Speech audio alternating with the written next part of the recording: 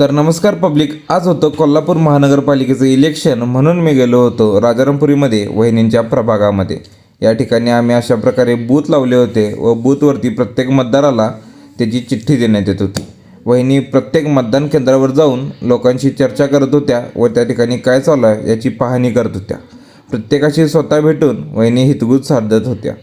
त्यासोबतच उद्याच्या निकालाचं काय काय असतंय ते सर्व बघून मी आलो घरी, आणि घरी आल्यावर ठरवलं दिवस पूर्ण जर धावपळीमध्ये गेला म्हटल्यावर कांदाभजी तर झालीच पाहिजे। मग काय केलं, कांदाभजीसाठी लागणारं सर्व साहित्य तयार, तेल गरम झाले का बघितलं आणि सोडली कांदाभजी।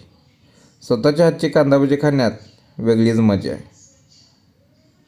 यानंतर आसावरीने पाणीपुरीची सर्व तयारी करून घेतली आणि हे होतं आमचं पूर्ण आजचा जेवणाचा बेत।